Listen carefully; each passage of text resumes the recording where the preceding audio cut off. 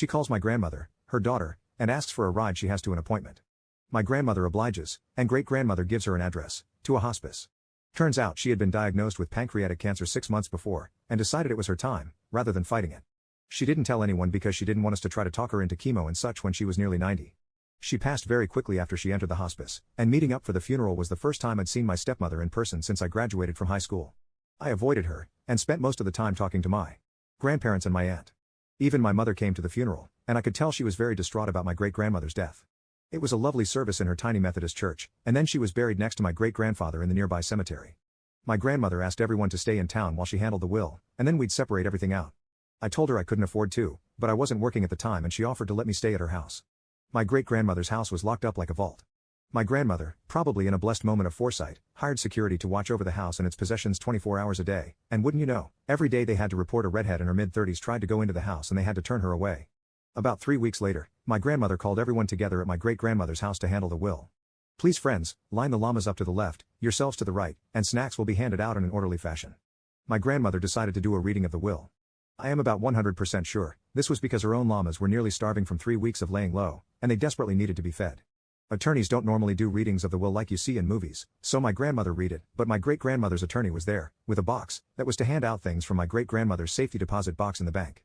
The will was organized by generation. To my grandmother, the house and whatever remains of her possessions and money after everyone else listed has received theirs. To my great-uncle, my great-grandfather's personal effects, like his watches and cuff links. To my aunt, my great-grandmother's antique sewing machine that she'd inherited from her mother, and a lot of her vintage designer dresses. To my aunt's husband, my great-grandfather's classic car. To my uncle, their summer home by the lake. To my uncle's wife, my great-grandparents' books except the cookbooks, and the bookshelves to keep them in. To my dad, my great-grandfather's golf clubs, pipes, and camera equipment. To my father's wife, also known as my stepmother, $1 with a notation that she never forgave her for the way she treated her precious great-grandchildren, and that she will enjoy watching her burn in hell, even if it means great-grandmother is condemned to hell herself for such vindictive thoughts. I think my grandmother was fighting off a smirk the whole time she read that. It was taking all of my self-control to keep my butt effing silent. Thank God I had tissues so I could pretend I was crying into them while laughing silently. To my father's first wife, my mother, $250,000, plus whatever is needed to pay off her house and student loans. Y'all, my mother wasn't even at this meeting. My stepmother started screaming, insisting that someone had tampered with the will. She's not family.